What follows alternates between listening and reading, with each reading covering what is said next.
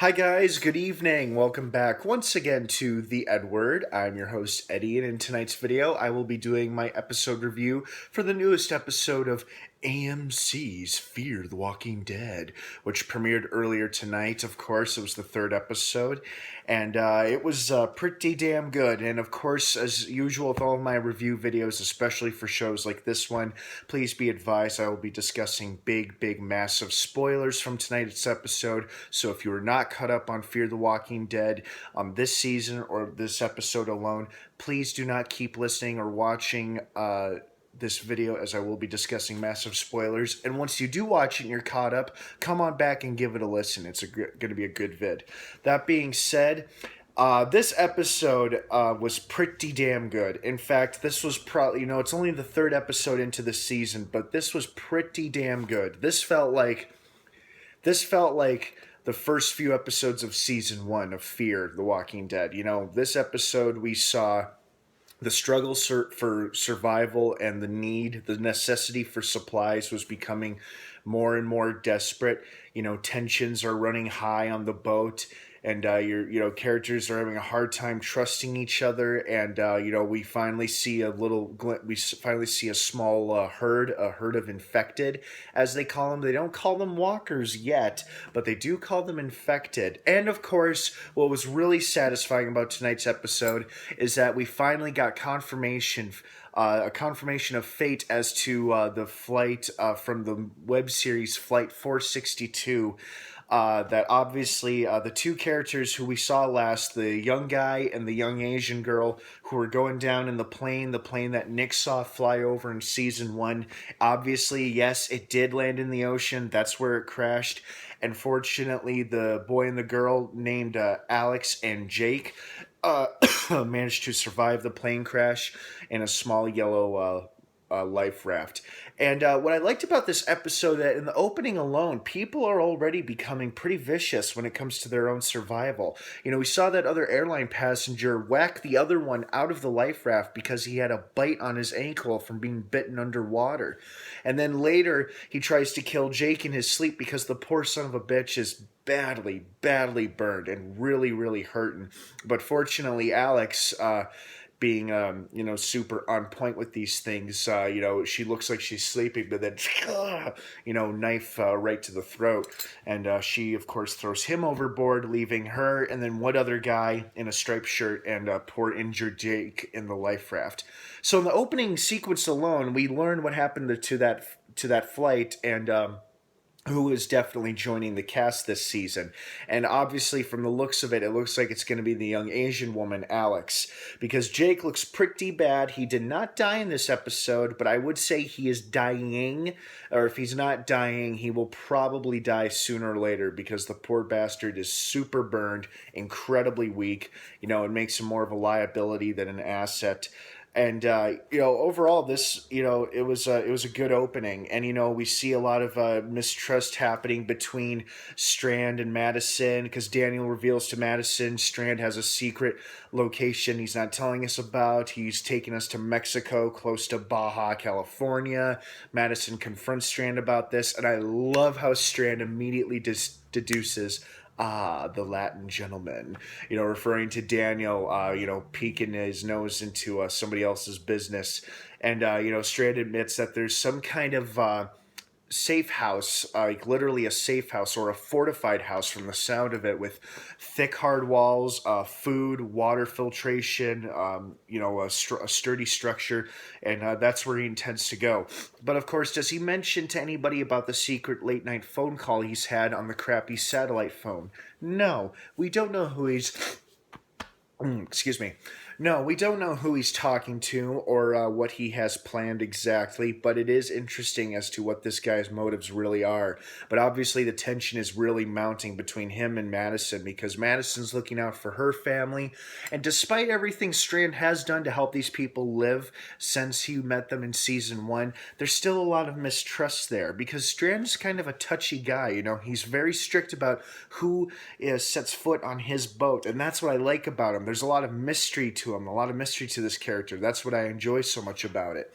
And then, of course, we see the stranded luggage and the baggage and the supplies and some plane wreckage on the beach. And what I thought was interesting and really well done was that, Chris is already in a pretty bad state with his mother's passing recently. And I thought to myself, eventually these characters, every single one of them is going to get their hands dirty somehow, like really physically dirty by like either getting blood on their hands, killing a walker for the first time, or killing a living person for the first time. And I thought it was so interesting how Chris's first human victim turned out to be not in a matter of self-defense but in an act of mercy, because he finds that poor bastard, oh, this was hard to look at, with like the top half of his spine sticking out of his back, and the poor guy is not going to make it, and he knows he's going to die, and he's pleading with Chris to kill him, and Chris has that hockey stick looking handlebar thing or whatever, a piece of metal he found on the beach, and reluctantly bashes the guy's brain in, and now he's officially gotten his hands dirty.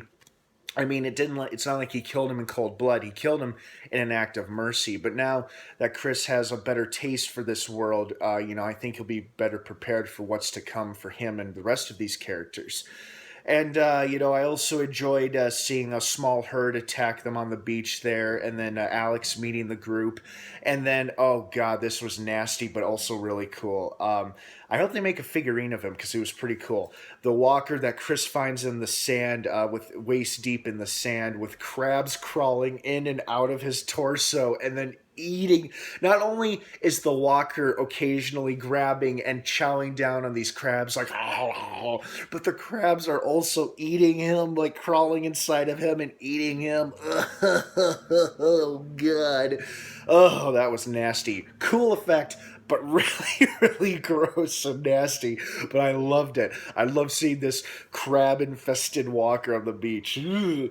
And it is so great that Nick has quickly figured out and realized that when you smell like one of the infected, the other infected practically ignore you. You're invisible to them because they think you're another zombie. So Nick is the first of our characters to figure it out, and hopefully he passes along this knowledge to the rest of the group for the future reference, because I'm sure that in that information and that knowledge is going to come in handy in the future. And I'm glad that the survivors from Flight 462 have joined our group unofficially, of course. Strand is immediately like, no, when they get back to the boat, but they plead, and Travis finally makes a compromise, saying like, fine, let's just haul them in tow until we hit San Diego while we're on our way to Mexico. We'll just keep them in the life raft. And of course, Alicia is totally against this. She wants them to join them, get on the boat. But because Strand and Madison have this mutual pact of trust between them, they can't really do that because it violates that pact. So they keep them on the life raft, which is really sad if you think about it, because you see these people clearly in desperate need of help, food and water and medicine, and you're neglecting them and literally dragging them behind you. It's just metaphorically and physically, it doesn't look good. It doesn't look right. And sure enough, Strand does not stay too true to his promise, or he didn't really necessarily make a promise, but he did go along with agreeing they could be in tow. But sure enough, the final few minutes of the episode takes a machete, hacks off the rope despite Madison's objections, and he leaves the two poor airline passengers adrift. And I'm not too worried about what's going to happen to them, because I'm fairly certain we are going to see them sooner or later before the mid-season finale in a few weeks. If not Jake, at least Alex, because she's already proved to be an interesting character in the web series Flight 462, and now she's getting interesting in this show. I'm pretty sure she's going to pop up again sooner or later. Overall, great episode. I love seeing the conflict and the tensions between two different sets of characters, relatives arguing with each other and then trying to figure out if they can trust strangers, and then the small walker herd attacking our group on the beach, Nick drenched in blood, figuring out the scent or the camouflage. Great episode. And I have a feeling that every episode from here on out is going to get better and better better. You know, episode by episode, it's going to get more and more interesting and more exciting, because I definitely felt like the second episode from last week was better than the first, and now I think the third episode is better than last week's, and I'm sure that every episode from here on out is just going to keep getting better and better and much more interesting. And I hope you guys think that too. Well, guys, thank you so much for watching this episode review video here on the EdWord. Don't forget to like this video and subscribe to this channel for more episode review videos like this one. Check out my Facebook page in the link down below. Also, always tune in Sunday nights to catch new episodes of Fear the Walking Dead on AMC. And stay tuned for more upcoming content and videos here on the EdWord. Thanks again so much for stopping by. I hope you all had a wonderful weekend. And of course, until next time, may the Force be with you.